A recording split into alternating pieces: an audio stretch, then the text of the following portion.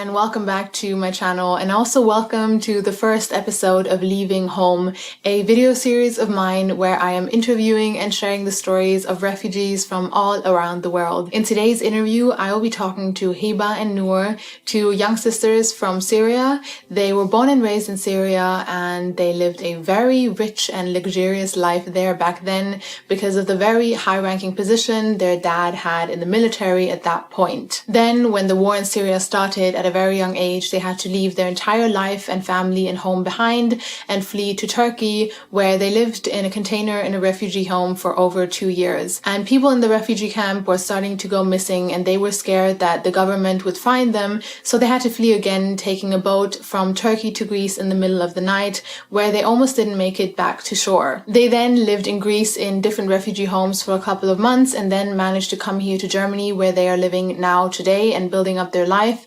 I am so excited to have these two on here today and share their story with you. At this point, thank you so much to the City of Constance for supporting me with this project. And yeah, without any further talking, let's get right on into the interview.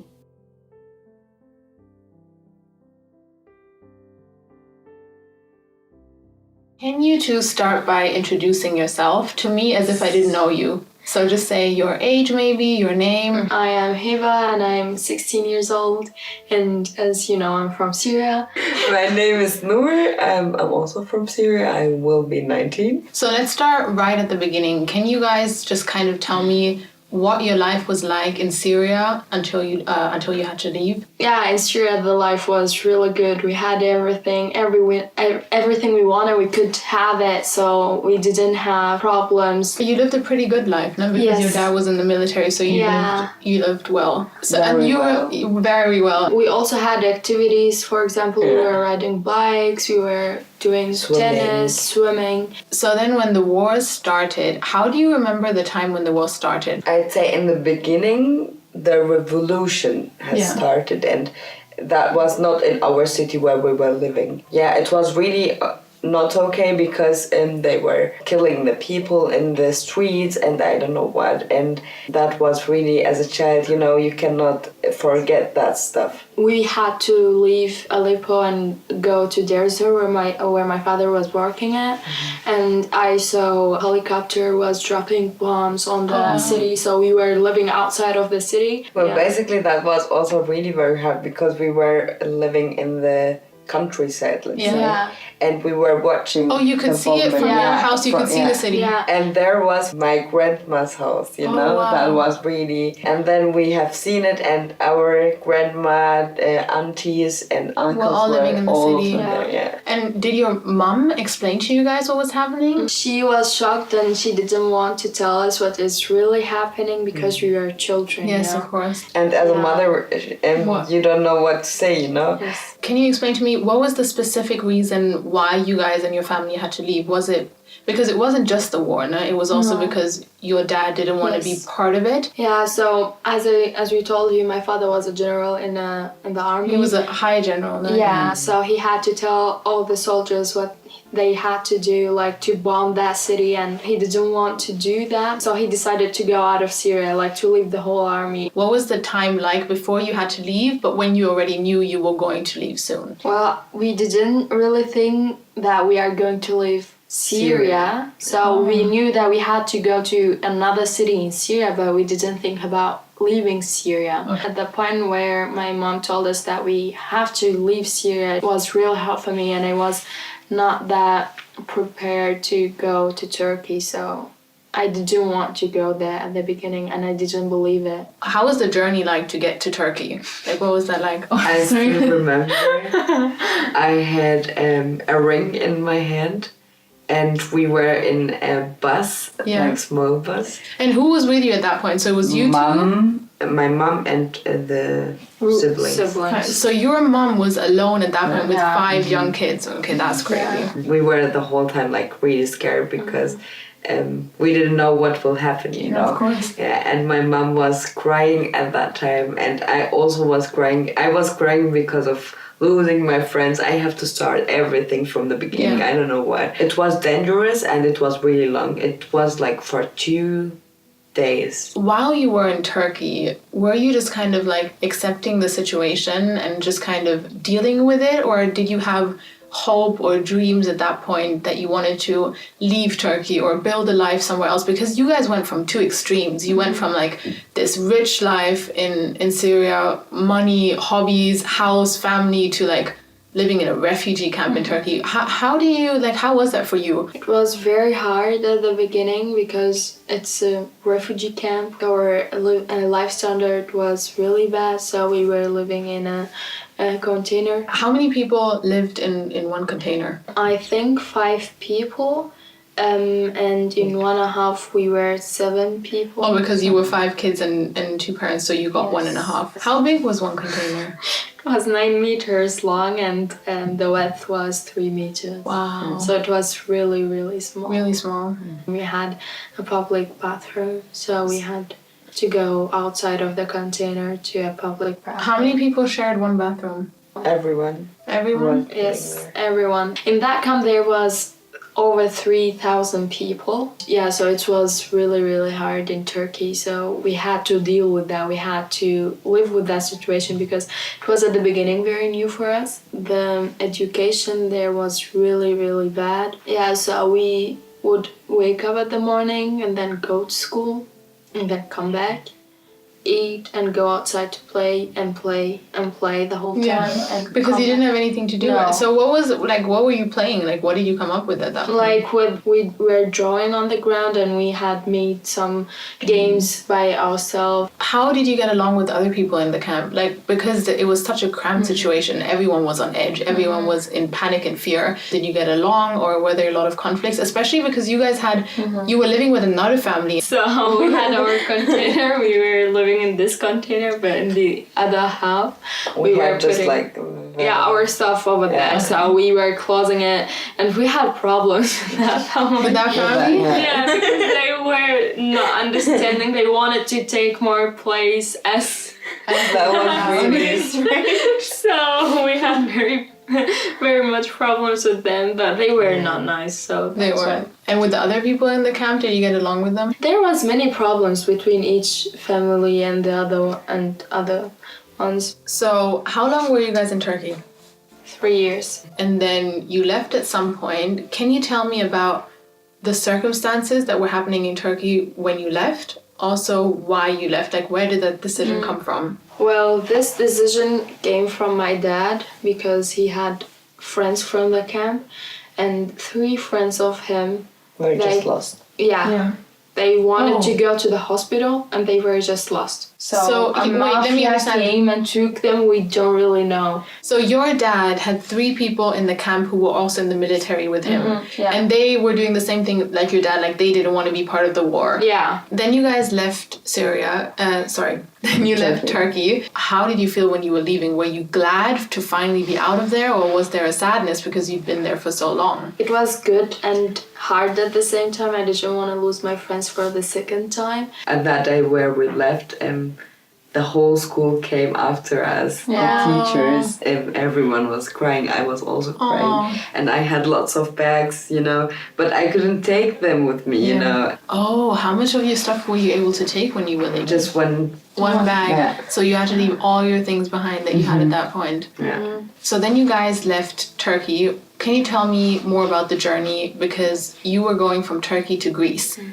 What was the journey like from Turkey to Greece? We went to Bodrum and we stayed there, I think, for 10 days or 12? 15 days. That was the city from where you would take the boat down to Greece. The person who was doing this, who was organizing this, had the money. Yeah. And then he said, no, we are just like 20 people. And then at that day, we were just like 70 people. On one boat? Yeah. How big was the boat? 9 meters. No, I think smaller. 70 people on 7 meters. How is that even physically possible? Yeah, we were over each other. Yeah. Some people on the ground. And it was not a normal boat, so it was from balloon. And then the motor just like destroyed. I don't know what, and The motor stopped working. Yeah. Yeah, obviously, it was 70 people on a boat. Yeah, it took very long, and we thought that we are on the water which belongs to Greece, but it wasn't.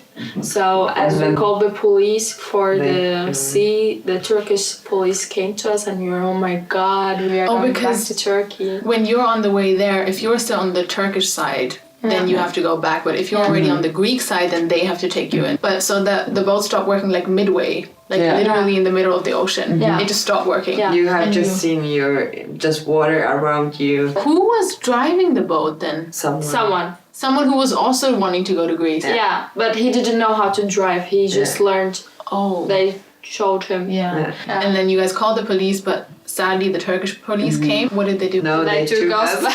Oh, they took us back to the Turkish side. And then they took us, and then they told us, if you give us money, we will let you go to Izmir from another point that we can try again. Oh my god. Which takes way too long to get to Greece, like longer than Batu. Like 4 hours. Oh. It was very hard because at the second time the boat stopped, and we were just only trying to not show any light. Was it dark at that point? It was very dark. Oh, was it at nighttime? It was midnight. The boat ride was in the nighttime. Yeah. That was just like 2 a.m. Yes. And then you would, like, the motor stopped working, and so you were paddling with your hands at that point. There was waves are taking us back On the Turkish side. And that was 4.5 hours. So then, okay, tell me, so... 6 hours. 6 hours? Yeah. And then you were trying to paddle, and then how did you get to Greece? We called the police. And it was hard because of the network. I was thinking, like, in the middle of the ocean, how do you have network there? Magic. Wow.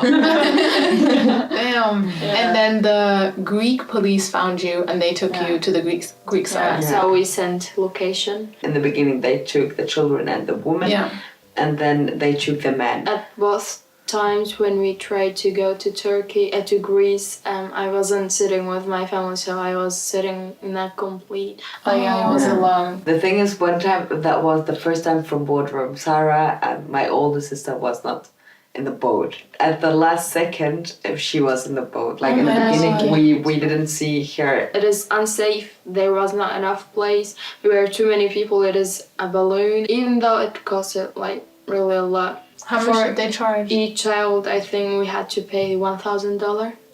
No, even more. More. Wow. Yeah. What I hate is that the person who was doing this, he is lying at you. To say we're only going to be 20 people, and then he put 70 people in a I mean, there are children, there are women who were pregnant, you know. And he didn't know if the 70 people he has put on the boat were going to die because he put too many people, and he just didn't care. That is not understandable. It was very possible that you were going to die or got lost. Yeah, or someone falls over. He just wanted to have his money. And there were pregnant women. Like, that is crazy. I want to say something, but I forget. So then you arrived in Athens, and then they took you to the refugee camp? No, we were 15 days in the street. We didn't even take a shower. For 15 days? Yeah. Yes. Wow. Even longer, because in the island we couldn't take a shower. How did you go from the tents on the street to the refugee camp? Did they take you? Yeah, so there was a person who's called George. My mom knew him. And he was really handsome. Yeah, he is really handsome. But he helped all of the women who are pregnant and the women who are there with children, with no man. And then he took the families to the with camp. No man. But the camp was really good, I would say, comparing to other That camps. was like when you go on holidays. Oh, wow. It was houses on the beach. Yeah. Yeah, that was really good. It was really, really nice, but it was really small. We were too many people, but we had to deal with that situation. How long were you in Greece then in total? For 1.5 years. 1.5 years. So how was that there? Tell me more about that. There was volunteers from all around the world, and we've built together a school to learn because we couldn't go to school. There was no school. We painted the schools and the walls. It was really nice there. And so did that feel like a little bit of a sign of hope that your living conditions were getting better? It was the hardest time, but it was the best time. Yeah. Why the hardest and the best? The hardest because we didn't have our father, like we didn't know anybody. there. But at the same time, without Greece, I wouldn't be Heba that I am today. That made me really strong. When I've seen like what does it mean to be like poor or something like that, you know, then I see what how hard it is. Yeah. And you understood your privilege that you had when you went there. I get it. So then you left Turkey and then then you left Greece and then you went to Germany. How was the journey from Greece to Germany? Yeah, we came by the airplane because we had our passports. Yeah. How were your living conditions here? Were you living in a refugee camp again, or for 2 years? Yeah, so it was hard at the beginning because for the 4th time we had to start everything from the beginning. Yeah. Like new language, new culture, new people. Everything was new. New in the city. Beginning, I was like, what I'm doing here. Your parents and your dad had this vision that he wanted, because he was here already before in Germany, he wanted to bring you and his family here, and he wanted to build up a better life here. Did they find what they expected from Germany? Well, my parents not, but as children, yes. For example, my dad can't work. What was his doing in Syria and like in military and so on. He had a really good job there, and your mom as well, so that must be so difficult to come here and literally not be able to work, not be able to do what you're good at, not be able to speak the language. You know? Especially here it's different for us. Like in normal life, parents take care about their children, but now we have to take care about my parents. And I think many people don't get that like, you know what I mean, you don't voluntarily leave your life as a dad and your job to come here. You only do that when your family is like at risk to survive. I think many people don't get that. I don't know why the people think that way. This is really sad, but you know, that's the truth. Can you tell me about your daily life like here now? What's your life like? What do you do every day? Do many stuff for volunteering. You have a lot of hobbies here now, and you do a lot of things. I'm a group leader and I am teacher in the mosque. Tell me more about your hobbies. Outside of school, I was swimming, kickboxing, music classes. I am with the Maltese, also a group leader and a sanitary. I translate for my parents.